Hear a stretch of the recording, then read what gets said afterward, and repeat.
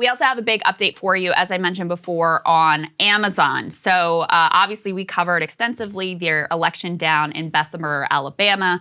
Union overwhelmingly lost in that election. But from the beginning, there were a lot of signs that Amazon was up to some really dirty tricks in terms of forcing that vote to go their way. And now, officially, the National Labor Relations Board agreed. So the director of an NLRB hearing recommended, well, they haven't recommended yet whether a new election is going to be conducted or what is going to happen, but the NLRB did rule that Amazon violated labor law in that union election. So their tactics went beyond just, hardball, but still within the realm of legal.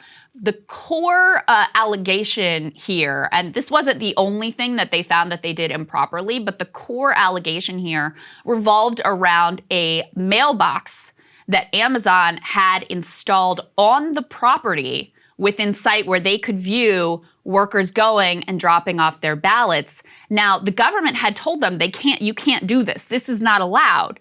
They did it anyway. And workers felt that this was incredibly coercive because you have this feeling of like, oh, my boss is watching me when I'm dropping off my ballot. I better vote the right way.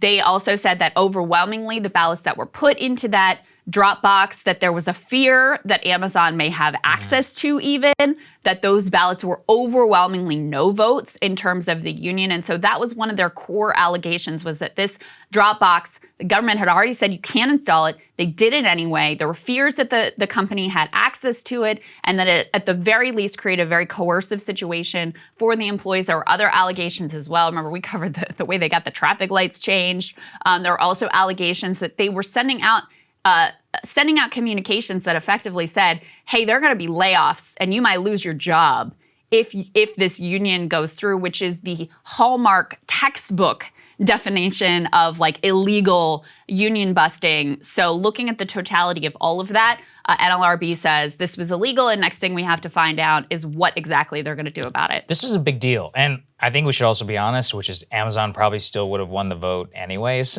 even if they had done this. And that's the thing which always I find fascinating about this company, is that even though the odds were dramatically stacked in their favor, as we saw in the vote count and all of that, I don't think that this Dropbox would have made all that difference. They still did it. Like, they still went out of their way in order to throw everything to make it as crushing of a defeat as possible, which really fits with Bezos's vision of the company. Bezos's vision is, we are generous, we are gonna give you the best wage, $15, $17 an hour, whatever, healthcare, etc., but don't you dare ask for a scrap more than what we give you. Like, don't have an idea in your head that you're gonna get anything which we don't decide is best for you. I personally just don't believe in that type of labor market. Yeah. I do not believe that that is how people should be treated, especially, what did we just cover?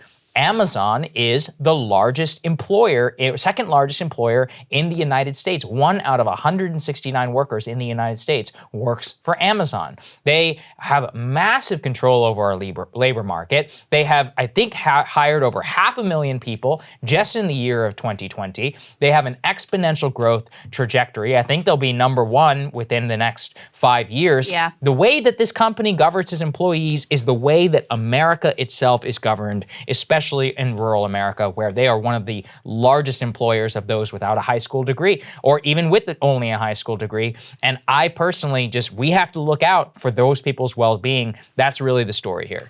What Iremy and I always talk about, what he always says to me is effectively like, Amazon and the monopolists, Walmart and all these like monopolists, effectively have already rigged the macro level situation so that it's almost impossible for these union elections to succeed, because workers very rationally look at the landscape and say, this is the only job in town. Yep. I don't really want to piss these people off. So even though, yeah, I hate it. I hate the way I'm treated. I hate that, my hours are so long, or I hate that I'm treated like a robot. I hate the way that I'm tracked, like whatever, or I hate the low pay. I hate the fact that they chew you up and they spit you out and they don't treat you like a human being. This is still the only game in town. So I don't want to screw it up, even if there's a little bit of a chance that this is going to cause me not to have a job here. there are just no other options for me. And so you have the whole landscape, not to mention like our labor law already sucks and it's toothless, and that's why we need the PRO Act and all of those things. So you already have at the macro level basically a rigged system in favor of Amazon, but that's not enough for them. They also have to like rig at the micro level with the Dropbox and the anti-union meetings and the threatening emails and the traffic lights and the like thug surveilling and all that stuff. They still have to go that extra level to make sure that there isn't even a sliver of a chance that one of these workplaces will be unionized, because I think they do fear, the theory of organizers here, and the Teamsters have launched a nationwide drive to try to organize Amazon.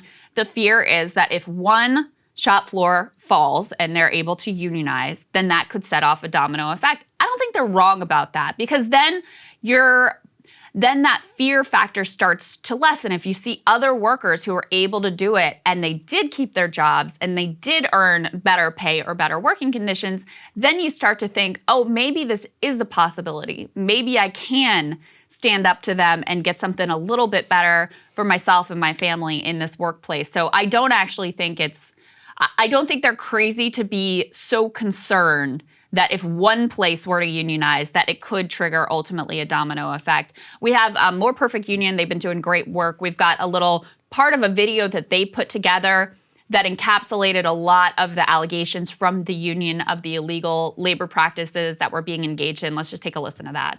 Amazon transitioned to a new phase of its campaign. It compelled Jefferson County to change the traffic light signals outside the Bessemer warehouse to rob the union of one of its most effective messaging tactics, speaking to workers at red lights as they headed into the office warehouse.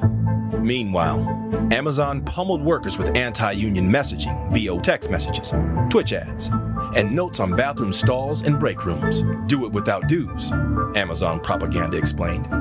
Every time we go to the bathroom in your stall, in the men's bathroom, as soon as you go to the stall, you got an anti-union flyer right there in front of you. You got flyers in the break room. You got when you walking in and walking out, you got big banners saying early vote, vote no.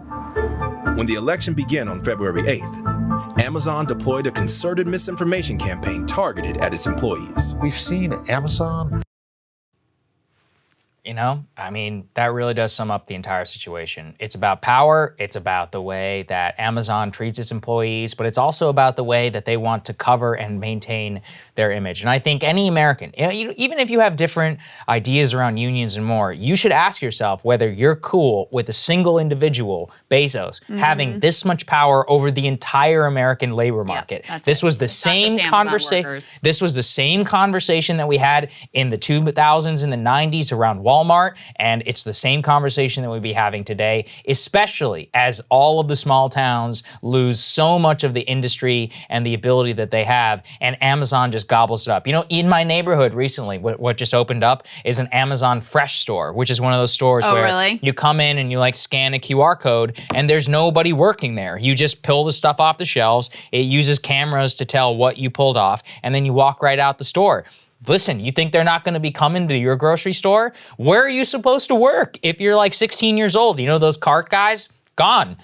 Or they'll be owned by Amazon. Right. I mean, if warehouse is going to be the only game in town for a lot of people. And once again, they're doing their best to automate that as well, by the way. They're doing their best to automate it, but in the interim, it's going to be all at the whims of what this company decides. And is it right to have a country where the rural population's entire job is just to supply the people who live in the urban population or work at their whims? These are all really important questions that we should be asking. Yeah, very well said. Hey guys, thanks so much for watching. That's right. Just as a reminder, you can become a premium subscriber today. Watch the full show completely uncut, our reactions to each other's monologues. You get to listen to it, you get to ask us questions, all that good stuff. Link is right there in the description or at breakingpoints.com. Best of all, great way to say screw you to the mainstream media.